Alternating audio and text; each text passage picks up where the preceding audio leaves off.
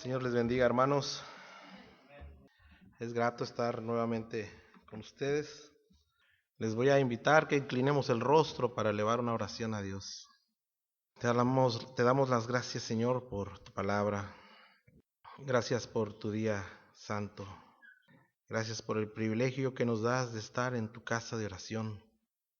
Pedimos una vez más, Señor, porque es una súplica, Padre, que tu Santo Espíritu sea con cada uno de nosotros para entender tu mensaje y que podamos sentir tu presencia, Señor, en este lugar, conforme a la promesa que nos has dejado que estarías con nosotros todos los días hasta el fin. Ayúdanos a entender, Padre, la importancia de ser perfectos, conforme a tu palabra nos lo enseña. En el bendito nombre de tu Hijo amado, nuestro Señor Jesucristo, te lo pedimos. Amén.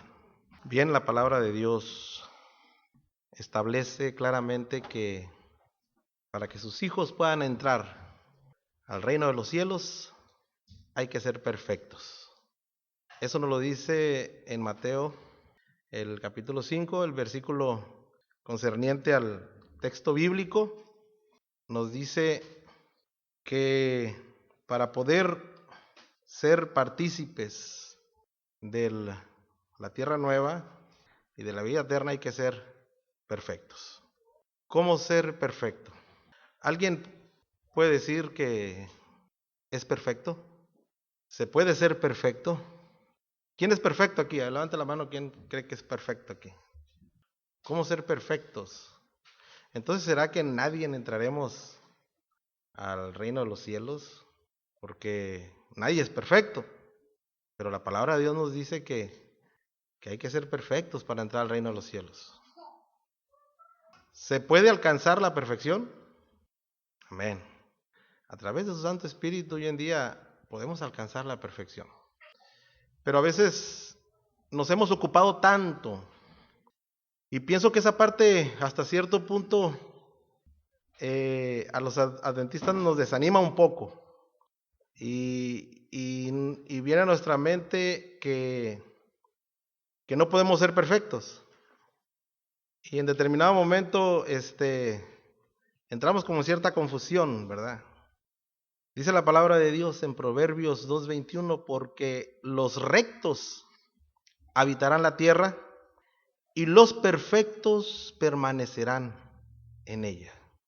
Hermanos, los perfectos dice que son los que permanecerán en la tierra nueva. Pero si nosotros creemos que no podemos ser perfectos, les voy a hacer otra pregunta. ¿Tú crees que un día vas a ser perfecto? Amén. Esa es la fe que profesamos. Y mientras tengamos esa fe, prácticamente es el inicio de la perfección. Este texto bíblico tiene dos vertientes. Una es aplicable individualmente para cada uno de los que componen el cuerpo de Cristo, la iglesia, y la otra vertiente es aplicable a la iglesia en general.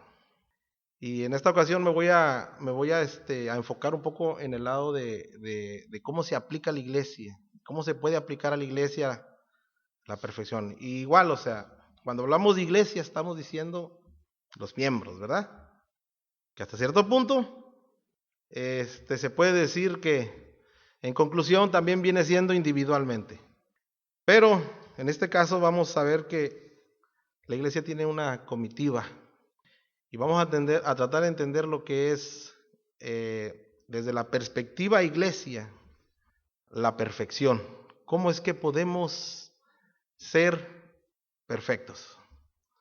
¿Cómo es que podemos alcanzar esa perfección? Efesios 5:27 nos dice, refiriéndose a la iglesia, que somos nosotros, a fin de presentársela a sí mismo una iglesia en toda su gloria, sin que tenga mancha, ni arruga, ni cosa semejante, sino que fuera santa e inmaculada. La traducción del lenguaje actual lo interpreta de la siguiente manera: una iglesia que sea apartada del mal y perfecta como un vestido sin una sola arruga, ni una sola mancha, ni nada parecido. Mis estimados hermanos, Jesús viene a buscar una iglesia perfecta. Y Jesús no va a venir mientras su iglesia no lo sea. Por lo tanto, necesitamos entender qué es la perfección. Nos hemos encerrado en una perspectiva de perfección. Y como les comentaba en un inicio, los adventistas a veces nos desanima esa parte porque hemos entendido solamente cierta parte de la perfección y hemos tratado de cumplir con esa parte sin darnos cuenta que para que podamos cumplir con esa parte necesitamos cumplir con lo primordial. ¿A qué me estoy refiriendo? Bueno, para nosotros decir que somos perfectos, lo vemos desde el concepto que somos impecables, que tenemos que ser impecables. Y es verdad, o sea, hasta cierto punto, o sea, la iglesia tiene que buscar la impecabilidad. Es muy cierto eso. Pero nuestro mayor esfuerzo se está concentrando en dejar de hacer, por ejemplo, pues no robar, yo no robo, no voy a más a cometer adulterio, no voy a tener más ídolos, y empezar a dejar, y a veces la iglesia se ha dividido en este punto, en este concepto, porque, y lo estoy diciendo a nivel teólogos, porque cierto bando de teólogos dicen, es que no se puede alcanzar a ser perfecto, o sea, tenemos que tener algún pecado. Y por otro lado, hay quienes creemos que sí se puede lograr la perfección a través de su espíritu. Y la iglesia está dividida, pero es porque no hemos entendido exactamente cuál era el principio que deberíamos aplicar para poder ser completamente perfectos. Y nos hemos concentrado más en primero ser adventistas y después ser cristianos, cuando en realidad primero deberíamos ser seguidores de Cristo y después ser adventistas. Vamos a ver a través de una parábola. Y es bueno que entendamos que las parábolas, regularmente sabemos, ¿no?, que una parábola, bajo su concepto, es una ilustración, algo que no fue real, solamente es algo que se comentó históricamente, se puede decir, para ilustrarte algo, para darte una enseñanza. Algo que tenemos que entender también de la parábola es que la parábola tiene distintas aplicaciones, o sea, se aplica dentro de sus contemporáneos, así como se aplica también dentro de nuestro tiempo, se aplica también a toda la iglesia, así como también se aplica individualmente a ti. Y en este caso vamos a estudiar y vamos a entender la perfección a través de la parábola del buen samaritano. Y vamos a ver cómo se aplica esta parábola a nuestro tiempo, cómo Jesús la expuso y cómo la función que cumple la iglesia hoy en día para centrarse en esta perfección que debe buscar. De entrada te quiero decir, hermanos, que aunque la parábola del buen samaritano se dice parábola porque es igual que las demás parábolas, esta tiene una diferencia a las demás. Y para esto me voy a pegar al espíritu de profecía, deseado de todas las gentes. Nos dice que este fue un caso real, que incluso cuando Jesús platicó esta parábola, los protagonistas se encontraban presentes. Y cada vez que mencionaba a uno de estos, que no lo dijo por nombre, ¿no?, solamente dijo el personaje, Jesús volteaba a ver a los ojos de esta persona. Y esta persona podía saber que se estaba refiriendo a él. En esta parábola encontramos tres personajes. Y es necesario que veamos la función que cumple cada uno de estos personajes. Lucas capítulo 10, versículo 25. Ahí tenemos la parábola del buen samaritano. Y es interesante que entendamos cuál es el principio de la perfección, hermanos. Porque para nosotros el principio de la perfección es dejar de hacer esto, dejar de hacer el otro. No ir al cine, dejar de robar, dejar de adulterar. Claro, yo no estoy diciendo que eso no se deba hacer, pero existe un principio para que uno logre dejar de hacer todo aquello. Capítulo 10, versículo 25. Un maestro de la ley se acercó para ver si Jesús podía responder a una pregunta difícil y le dijo: Maestro, ¿qué debo hacer para tener la vida eterna? Hermanos, la palabra de Dios nos dice que quien se acercó para hacer esta pregunta a Jesús era un abogado. No era cualquier persona, era un abogado, un maestro de la ley. Un maestro de la ley es un abogado. Era un muchacho joven, recién egresado de la universidad judía, que conocía las leyes. Y saben que los maestros de aquel entonces, que eran los sacerdotes, que eran los fariseos, que eran los levitas, habían quedado en muchas ocasiones en vergüenza delante de Jesús cuando ellos venían y le hacían una pregunta. Entonces toman a este muchacho ingenuo, abogado, recién egresado de la universidad, y posiblemente, esto viene a mi mente, no, esto no dice la palabra de Dios, pero viene a mi mente que posiblemente le han de haber dicho: sabes que te vamos a poner una prueba ya que saliste de la universidad, lo palmearon. Vamos y le vas a preguntar a Jesús algo. O sea, lo aventaron al ruedo. Y el muchacho, pues, confiando en su conocimiento, confiando en que podía quedar bien con sus jefes también, con sus maestros, llega este abogado y le pregunta a Jesús: Maestro, ¿qué debo hacer para tener la vida eterna? Noten una cosa, ¿quién más hizo esta pregunta? Nicodemo y el joven rico. El joven rico también hizo esa pregunta: ¿qué debo hacer para tener la vida eterna? Jesús sabía quién era este muchacho. Y Jesús le hace la pregunta: ¿sabes lo que dicen los libros de la ley? Jesús le respondió, el verso 27. El maestro, el abogado, le respondió: ama a tu Dios con todo lo que piensas, con todo lo que vales y con todo lo que eres. Y cada uno debe amar a su prójimo como se ama a sí mismo. Hay una diferencia en la respuesta que en conclusión viene a ser lo mismo, pero desde diferentes perspectivas. Me refiero entre la respuesta del joven rico y la respuesta de este abogado. Al joven rico Jesús le hizo una lista de leyes. Y estamos hablando que dentro de esa lista eran del decálogo.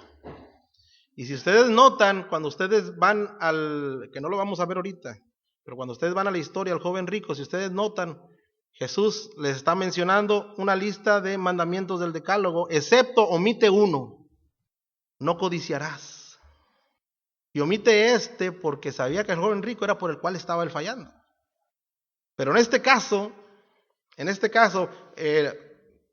podemos ver que el joven le dice: ama a Dios con todo lo que piensas, con todo lo que vales, con todo lo que eres, y cada uno debe amar a su prójimo como a sí mismo.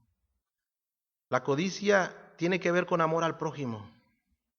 Es lo que más afecta al prójimo. Por eso en el caso del joven rico, Jesús omitió, porque finalmente Jesús le dijo: ve y vende todo lo que tienes. Lo puso a prueba, a ver si amaba al prójimo, a ver si no codiciaba las riquezas. Pero como codiciaba las riquezas, se fue muy triste.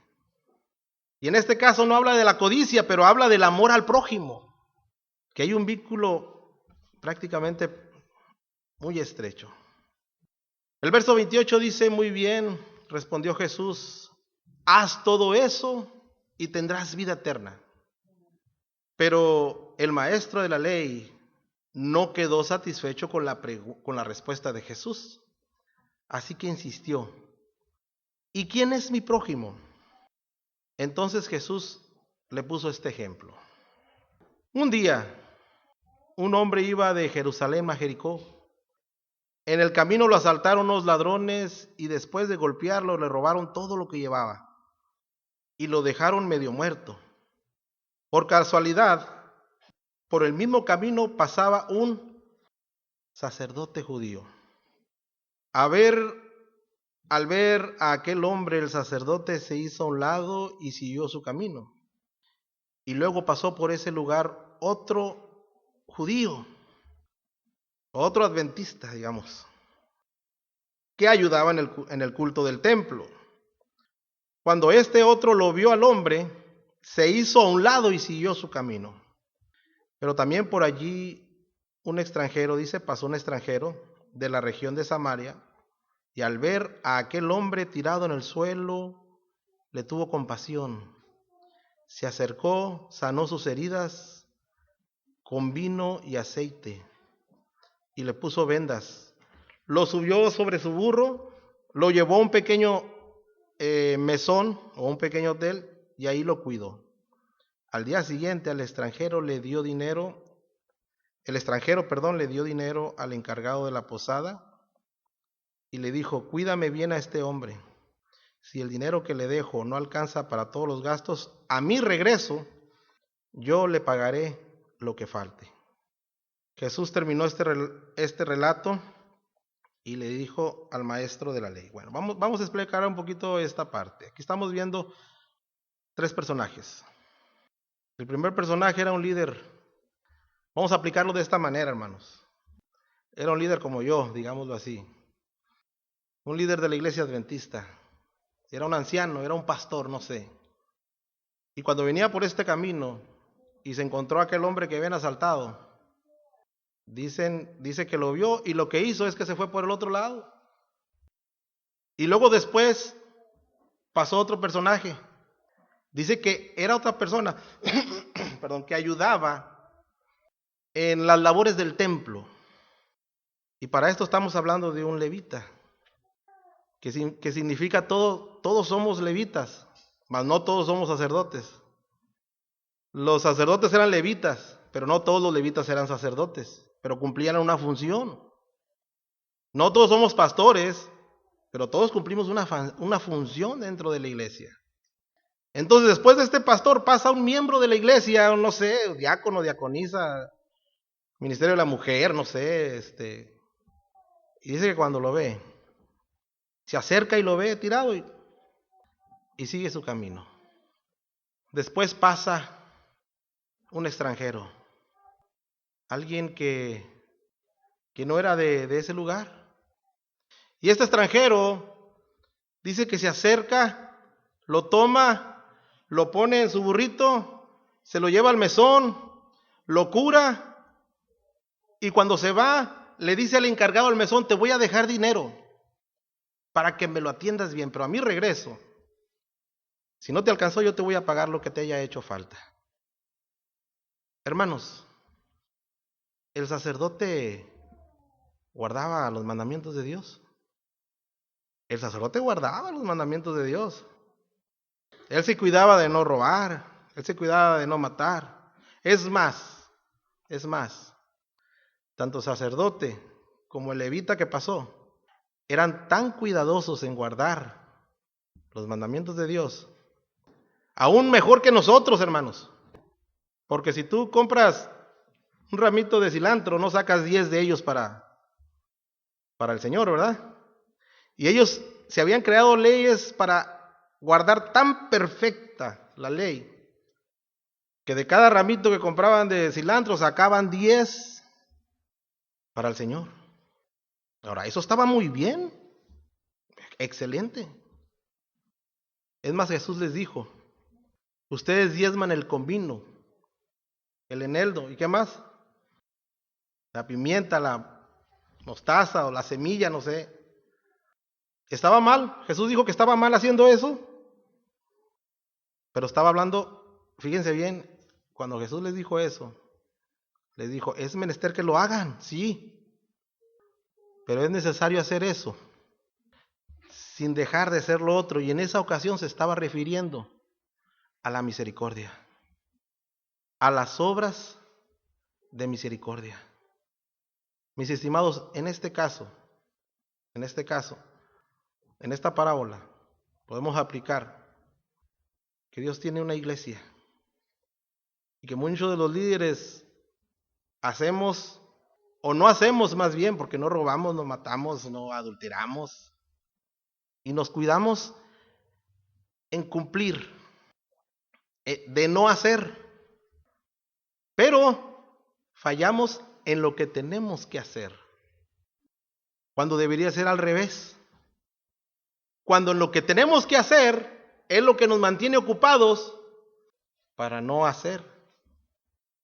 Por eso es que Romanos 13:8 dice que todo mandamiento se resume en un solo punto: amarás a tu prójimo como a ti mismo. Tú puedes decir, no sé, o sea, no voy a ir al cine porque yo sé que no debo hacer eso y no lo voy a hacer, y aquí me quedo y me meto, no sé, sábado de tarde y hay una película muy buena y necesito ir al cine porque quiero verla, y me meto a mi cuarto y ahí estoy impaciente, luchando y no voy a ir, y al final logro y no fui al cine. Cuando en realidad lo que tenemos que hacer es no solo dejar de hacer, sino en ese momento ponernos a hacer el bien, a hacer la misericordia, a hacer obras de misericordia. Y ese es el Evangelio de Jesús, hermanos. El Evangelio de Jesús no es solo dejar de hacer, sino también hacer. Si vamos al libro de Mateo, previo a lo que se nos encomienda que seamos perfectos, podamos darnos cuenta de una cosa.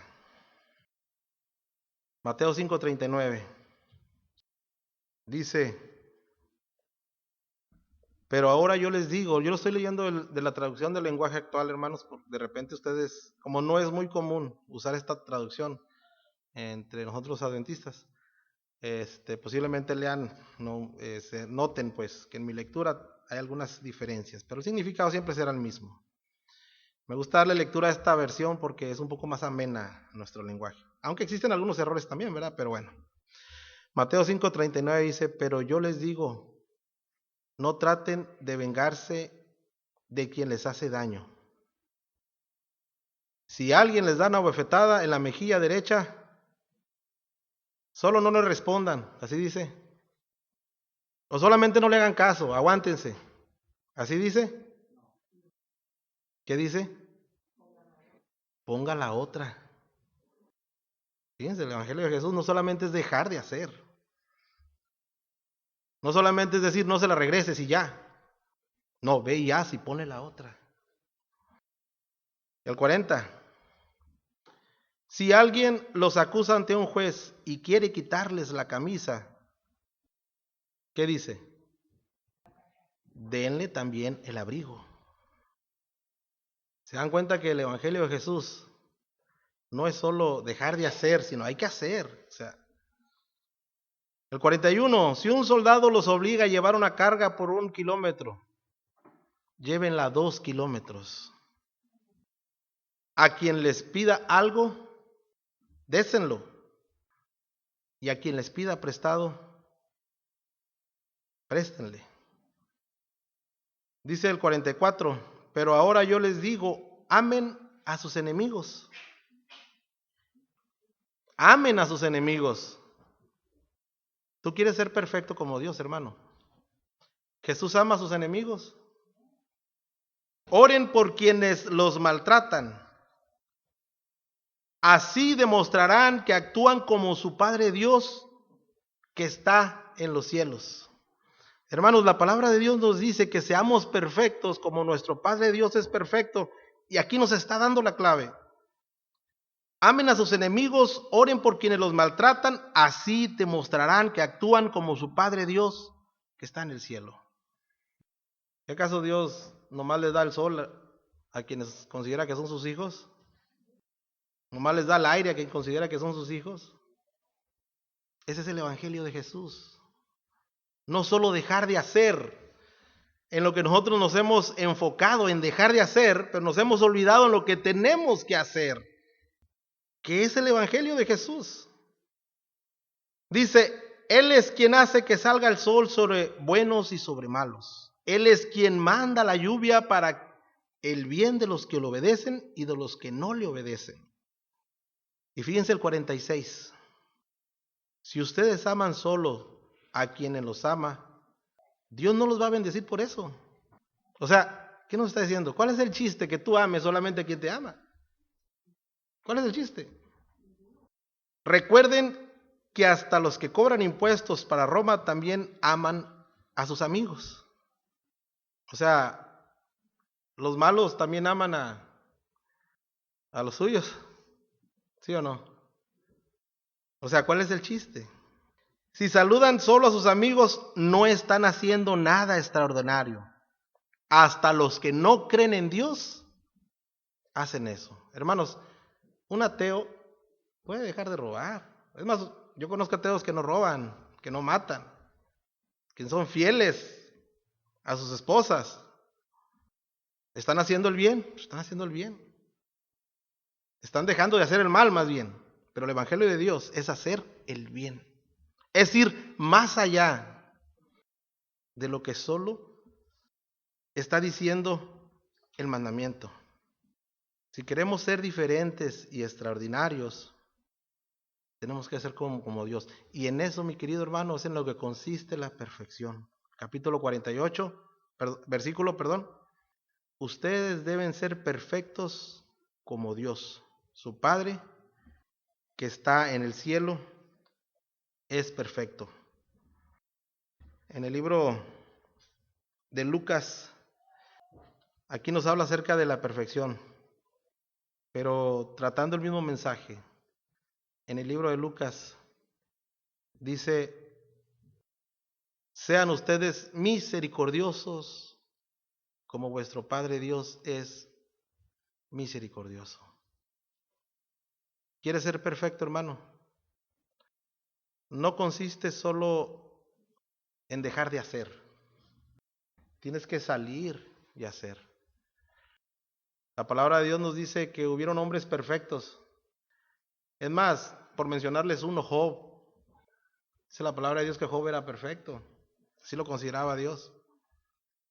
Y saben ustedes que Job salía a las calles a buscar a la gente que tenía necesidad. Tenía compasión, misericordia de ellos y les llevaba alimento, les llevaba ropa y les decía: si necesitas algo, dime. Pero él salía a buscar. Nosotros guardamos el sábado, no hacemos nada. Pero recuerden que a Jesús lo persiguieron más en sábado por hacer que por no hacer. A Jesús lo persiguieron porque salía, ¿a qué? Porque el día lo usaba ¿para qué? Para sanar, para consolar al dolido, y por eso lo acusaron. O sea, tú puedes decir: yo guardo el sábado, no voy a hacer nada, porque sí dice el mandamiento. Pero el Evangelio de Jesús es que en este día nos ha dejado como ejemplo que tenemos no solo que dejar de hacer nuestras labores cotidianas durante la semana, sino hacer el bien. Es lícito hacer el bien en día sábado. Y a él por eso lo acusaban, por hacer el bien en día sábado. Mis queridos hermanos, nuestra mentalidad, si quiere ser perfecto como Dios, debe estar puesta en el amor y la misericordia a nuestro prójimo. Si hay algo que más Jesús habló, fue precisamente de esto: amor al prójimo. Por eso es que redujo los mandamientos, no puedo decir reducir, más bien lo sintetizó en amor a Dios y amor al prójimo. Y ese fue el énfasis de Jesús. Si te das cuenta, el énfasis de Jesús fue la misericordia y el amor. Y se los dijo a los fariseos que guardaban perfectamente la ley. Se los dijo a los líderes de aquel entonces que guardaban los mandamientos. Y no les dijo que estaban mal. Les dijo: está bien, es menester que ustedes hagan eso, sin dejar de hacer lo otro, porque de lo otro ellos se olvidaron. Hermanos, es bien importante que el pueblo de Dios hoy en día entendamos que no es solo dejar de hacer, que tenemos que practicar la misericordia en base al mismo mandamiento que estamos guardando. En la parábola del buen samaritano, el sacerdote está representado por los líderes de una iglesia que Dios dejó, hermanos. Los levitas están representados por un grupo de personas, porque recuerden que los levitas solamente eran parte del pueblo de Dios, y era un grupo de personas. Por un grupo de personas que también ministran el templo. Pero ese grupo de personas ven al afligido, ven al dolido, ven al necesitado. O sea, y yo creo que a veces fueron peores que los sacerdotes, porque el sacerdote lo vio de lejos y se fue, le sacó la vuelta. Pero todavía fue y se acercó y lo vio, dice. Y lo dejó a su suerte, lo abandonó. Sin embargo, el buen samaritano está representado por Jesús, quien vino a buscar a los dolidos de este mundo. Y cuando trajo a este hombre asaltado al mesón, representa que lo trajo a su iglesia para que otro grupo de personas lo atendiera. Y le dijo, mira, te lo voy a encargar. ¿Qué responsabilidad le está dando Dios tan grande? Nos está dando más bien. Y te voy a dejar recursos. Mi hermano, el Señor le ha dejado recursos a su iglesia para que nosotros atendamos las necesidades. Aquellos que atrae a su iglesia. Y el mismo samaritano dijo, no te preocupes, que a mi regreso, fíjense, el samaritano iba a volver. Si algo falta, yo te lo pagaré. Ese es el evangelio de Jesús, mi hermano. Esa es la obra completa de Dios. Eso es ser perfecto. Eso es ser misericordioso, como Dios es misericordioso. Dios ha dejado recursos, nos ha dejado dones, nos ha dejado talentos. Y es necesario que los pongamos para la obra de Dios. Que gastemos nuestros recursos. Que nos desgastemos con nuestros talentos. Que todos los ministerios que tiene la iglesia adventista apunten a una sola causa. Al dolido, al menesteroso, al necesitado. A las almas del Señor. Y no solo a creer que dejando de hacer las cosas, que dejando de robar, dejando de matar, dejando de adulterar. O sea, es necesario que se deje eso, ¿verdad? Claro. Pero igual, si no hacemos lo otro, estamos perdidos. Porque los fariseos dejaron de hacerlo, pero como no hacían lo otro, estaban perdidos. Es necesario que entendamos bien, hermanos, cuando nosotros nos pongamos a hacer la obra de Jesús en busca de la perfección en la senda de los justos, cuando nos concentremos en hacer la obra de Dios, haciendo la misericordia, automáticamente no nos va a hacer ni una carga guardar sus mandamientos. Porque prácticamente ahí los estamos guardando. Es necesario, mis queridos hermanos, que entendamos que en eso consiste la perfección. Claro, en dejar de hacer, pero también hacer el bien por los demás. Que no olvidemos esa parte tan importante, por lo cual, mira, si tú lees el libro de los Hechos de los Apóstoles, el libro La Sierva de Dios, te vas a encontrar que las primeras palabras que dice es que para eso fue establecida la iglesia. O sea, la iglesia no solo fue establecida para que tú dejes de hacer cosas malas, no, sino para que te pongas a hacer cosas buenas. Y que todos los ministerios que tiene la iglesia, todos los departamentos deben apuntar a una sola causa, a esa. Hacer el bien, la misericordia y atender las necesidades de los necesitados, de los dolidos, de aquellos que están padeciendo. Tenía un video que me hubiera gustado mostrarles, ya no hay tiempo, pero aquí en Estados Unidos muchas veces no vemos tanta necesidad, ¿no? A pesar de que sí la hay, ¿verdad? Pero hay muchas dependencias y gubernamentales, así como también religiosas que se dedican a aportar, ¿no? Y aquí, si alguien necesita transporte, o sea, hasta gratis lo llevan. Pero en este video yo miraba a una mujer, una señora, como de unos 65 años, que todos los días tenía una rutina.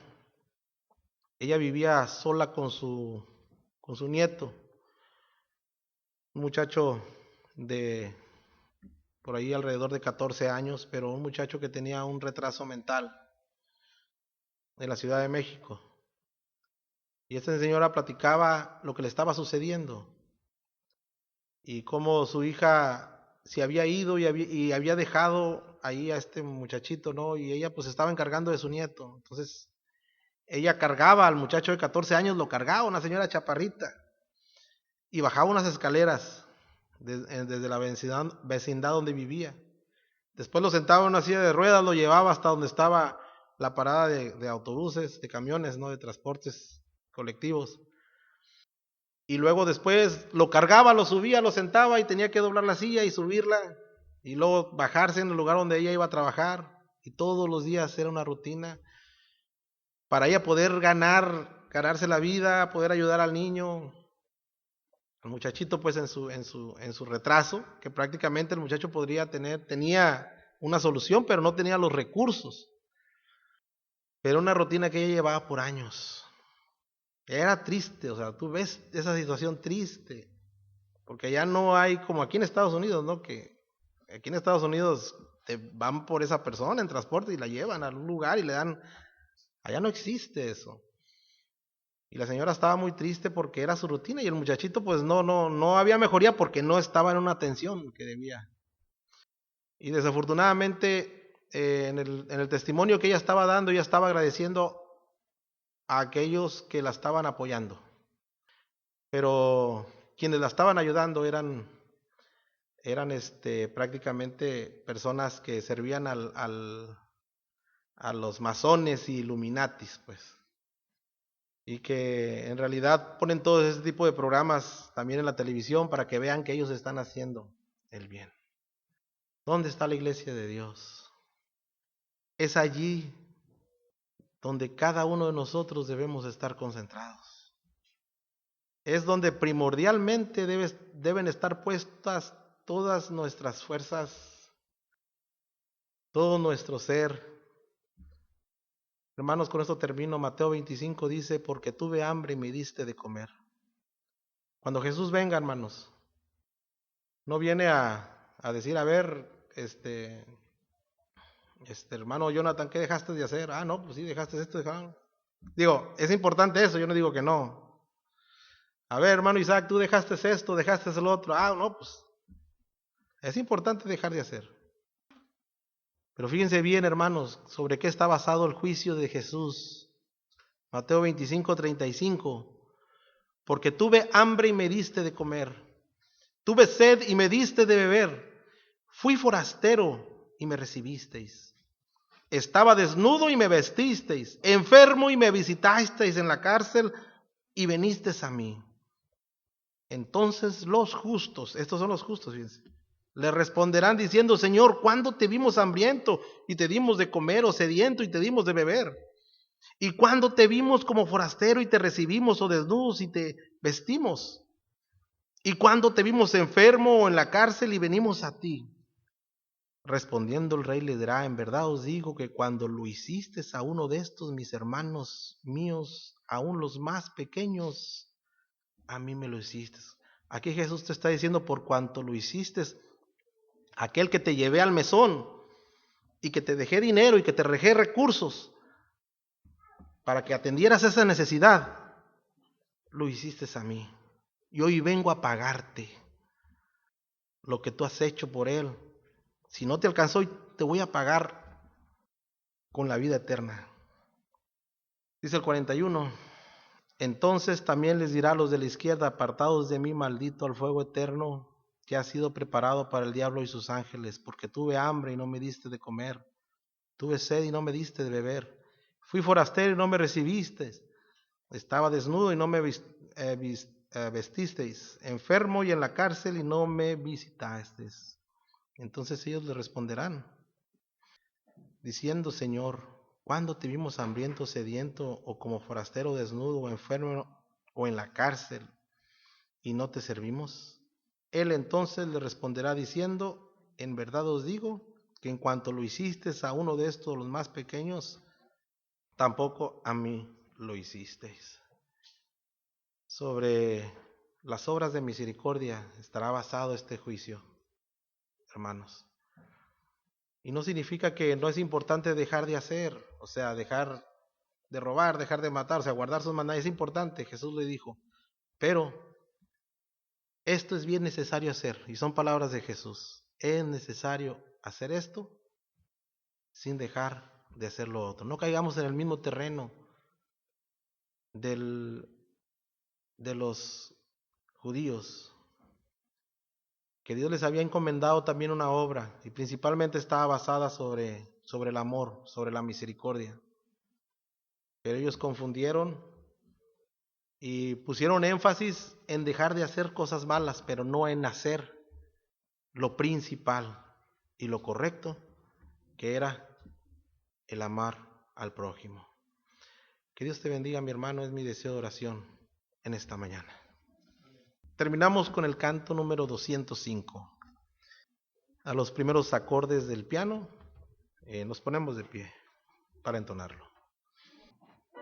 Puestos de pie, por favor.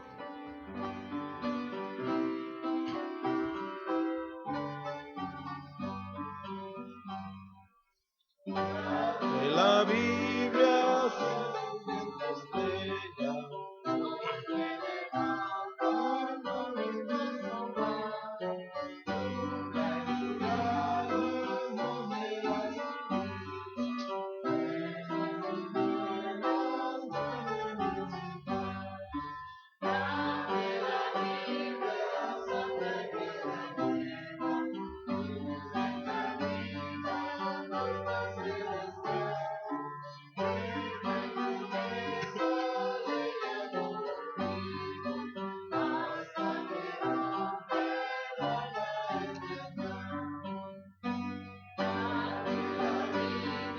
reluciente.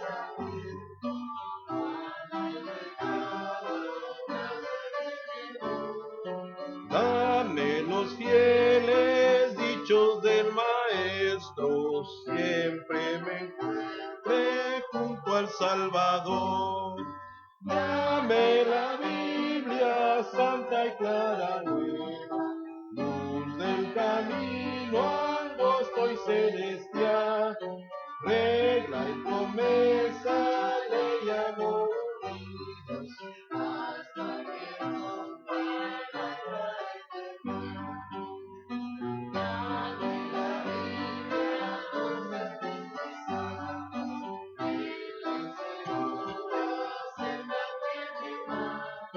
dulce única luz constante en las tinieblas, prenda de paz y amparo celestial. Santa y clara nueva, luz del camino angosto celestial, regla y promesa, ley y amor unidos.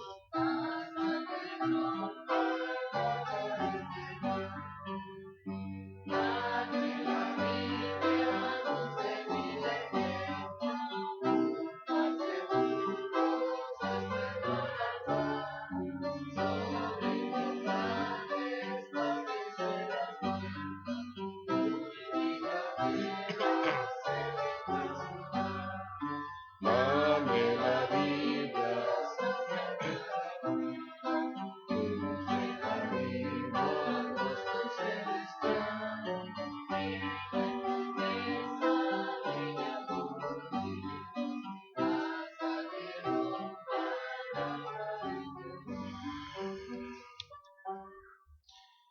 te damos gracias, Señor, por tu palabra. Gracias porque es el alimento a tiempo. Perdona nuestras negligencias, Señor, en donde debemos ser diligentes. Tú has dejado una comitiva de misericordia, de amor al dolido, al necesitado. Le has dejado esa responsabilidad a tu iglesia. Y nos hemos olvidado, Padre. Perdónanos esa gran falta. Y permite que sea nuestra prioridad. Que sí dejemos de hacer el mal a través de tu Santo Espíritu, Padre, alcanzar esa perfección, llevando actos de amor y de misericordia a tanto dolido y necesitado, Señor. Pon ese deseo en nuestro corazón. Renuévalo, Señor, el día de hoy, y que todo sea para la honra y gloria de tu santo nombre. Que cada uno de los que estamos aquí podamos ser partícipes de esas palabras que tú dirás a tu regreso. Sobre poco has sido fiel, sobre mucho te pondré. En el bendito nombre de tu Hijo amado, nuestro Señor Jesucristo, te lo pedimos. Amén.